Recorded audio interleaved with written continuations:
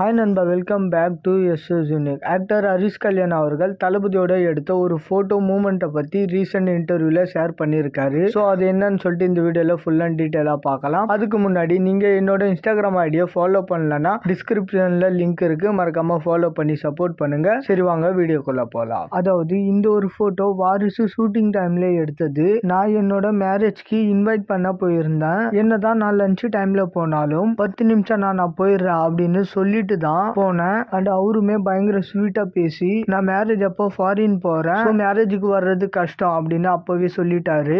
தென் பேசி முடிச்சுட்டு கேரவன்ல இருந்து இறங்கி என்ன கார்ல ஏத்தி விட்டு தான் போனாரு. ஸோ அது எனக்கு ஒரு மெமரபிளான மூமெண்ட்.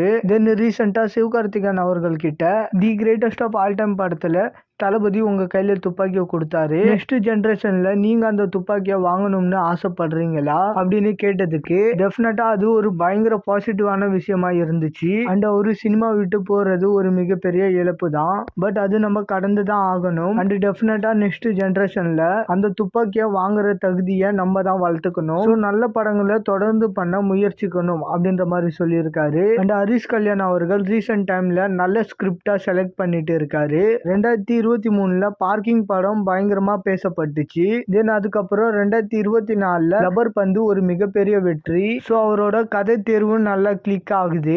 தொடர்ந்து அவரு இந்த மாதிரி நல்ல கதைகளை செலக்ட் பண்ணி நடிச்சா கண்டிப்பா அவரு ஒரு நல்ல இடத்துக்கு வரலாம். நிறைய இளம் நடிகர்கள் தப்பு பண்ணி காணாம போறது இந்த ஒரு ஃபேஸ்ல தான். அதாவது 1-2 வெற்றி படம் கொடுத்ததுக்கு அப்புறம் ஹீரோஸ்க்கு ஒரு மிகப்பெரிய அட்வான்டேஜ் இருக்கும். அதாவது அவங்களுக்கு நிறைய நல்ல கதைகள் வரும். ஸோ அதுல அவங்க நல்ல கதையா பார்த்து சூஸ் பண்றதுக்கு அவங்களுக்கு ஒரு அப்பர் ஹேண்ட் இருக்கும். அதை கரெக்டா செலக்ட் பண்ணி நடிக்கிறவங்க பெரிய ஹீரோஸ் ஆவாங்க. நிறைய படம் வருதுன்னு சொல்லிட்டு எல்லாத்தையும் புக் பண்ணி நடிச்சா காணாம தான் போகணும். தென் தோல்வியில இருக்கிறப்போ நிறைய கதைகள் அவங்கள தேடி போகாது. ஸோ வர்ற கதையிலாவது நடிப்போம்னு சொல்லிட்டு நடிச்சு அவங்க காணாம போயிடுவாங்க. ஸோ ஹரிஷ் கல்யாண் அவர்கள் என்ன பண்ண போறாருன்னு சொல்லிட்டு வெயிட் பண்ணி பார்க்கலாம். அண்ட் இந்த மாதிரி தளபதி பத்தின அப்டேட் தெரிஞ்சுக்க மறக்காம எஸ்எஸ் யூனிக் சேனலை சப்ஸ்கிரைப் பண்ணி சப்போர்ட் பண்ணுங்க. இதோட வீடியோ முடிச்சுக்கிறேன். ஓகே, பாய்.